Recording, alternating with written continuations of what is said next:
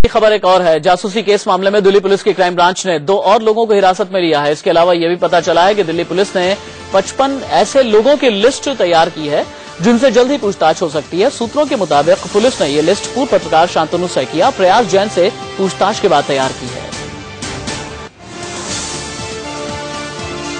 तो 55 और लोगों से पूछताछ हो सकती है। ये इस वक्त की बड़ी खबर है।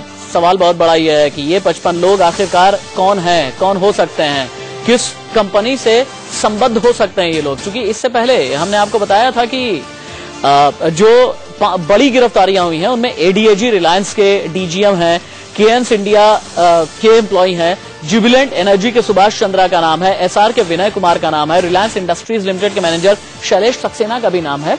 इस लिहाज से अब 55 जो और भी लोगों से पूछताछ होनी है। दिल्ली पुलिस 55 और लोगों से पूछताछ की तैयारी कर रही है। वहीं जासूसी केस में एक और बड़ा खुलासा हुआ है।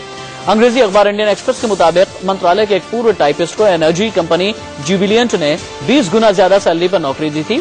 सुभाष चंद्रा नाम का ये टाइपिस्ट जुबिलियंट में कॉर्पोरेट एग्जीक्यूटिव के पद पर था। अखबार के मुताबिक सुभाष 2011 में पेट्रोलियम मंत्रालय में 8,000 की नौकरी करता था, लेकिन जुबिलियंट में लगने के बाद उसकी सैलरी 8,000 से सीधे 1.5 लाख हो गई। सुभाष पर कई सीक्रेट्स लीक करने का आरोप है। जासूसी कांड में दिल्ली पुलिस ने सुभाष चंद्रा को गिरफ्तार किया है।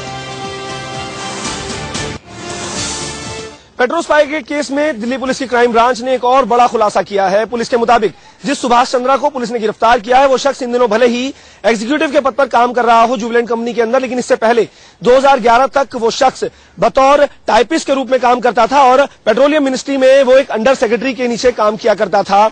उसकी तनख्वाह उस समय महज 8,000 रुपए थी, लेकिन जुबिलेंट कंपनी ने उसे 20 गुना ज्यादा तनख्वाह पर नौकरी पर रखा और उसकी तनख्वाह करीब 1.5 लाख रुपए के आसपास तक कर दी गई थी।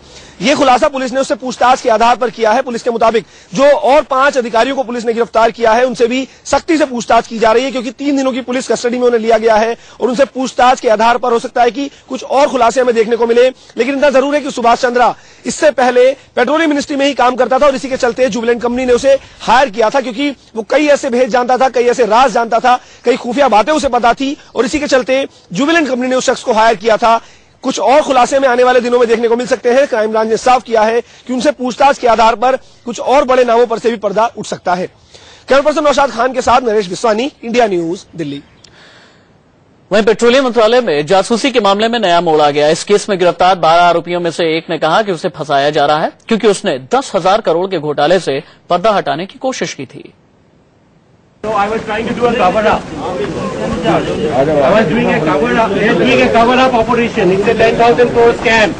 Please note this. सुना आपने, सैकिया वो पूर्व पत्रकार हैं जो indianpetro.com वेबसाइट चलाता है और उस पर शास्त्री भवन से दस्तावेज चुराने वालों से दस्तावेज खरीदने का आरोप है। शांतनु सैकिया ने इंडिया न्यूज के कैमरे पर अपने आरोपों को फिर दोहराया। Much bigger scam. We will have to fix this. It is not right at all that I've been fixed like this. किसके कवर अप कर रहे थे? जो गुनेगार है, जो जिनको पुलिस हिरासत में लिया है, उनको कहने का बिल्कुल अधिकार, लेकिन सारी अनुसंधान सापेक्ष है। सारा विषय आगे तथ्य होता है, किस प्रकार की हो रहा था, क्या हो रहा था, सारा विषय तथ्य के आधार पर चलेगी। पुलिस ने चोरी के दस्तावेज हासिल करने के आरोप में बड़ी कंपनियों के जिन 5 कर्मचारियों को गिरफ्तार किया है उनमें एक मुकेश अंबानी, एक अनिल अंबानी और एक रवि रोइया की कंपनी का है। ऐसे में सैकिया किसकी तरफ इशारा करना चाहता है?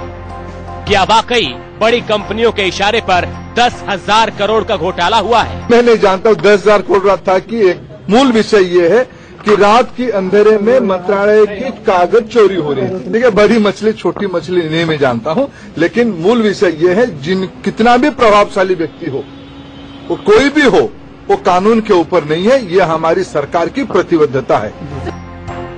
सूत्रों की माने तो अब दिल्ली पुलिस के जांच के दायरे में यूपीए सरकार का कार्यकाल भी आएगा। जासूसी कांड की जांच के लिए फरवरी 2014 से फरवरी 2015 के बीच का समय तय किया गया है। सूत्रों की माने तो पुलिस अब जांच के लिए इस 1 साल के दौरान केस से जुड़े तमाम लोगों के फोन कॉल खंगाल सकती है। इसके साथ ही गिरफ्तार किए गए लोगों के बयानों को भी आधार बनाया जाएगा। वहीं कांग्रेस ने मोदी सरकार पर लापरवाही का आरोप लगाया है। उसने आशंका जताई है कि इस तरह की जासूसी दूसरे मंत्रालयों में भी हो रही होगी। डिफेंस मिनिस्ट्री के अंदर हो रहा है, देश की सिक्योरिटी से जुड़ा हुआ सवाल है, और अभी तक ये नहीं कहा जा सकता पूरी जिम्मेदारी के साथ कि पीएमओ में नहीं हो रहा था। मुमकिन है पीएमओ में हो रहा हो। अरविंद चतुर्वेदी के साथ मनोज वर्मा, दिल्ली, इंडिया न्यूज।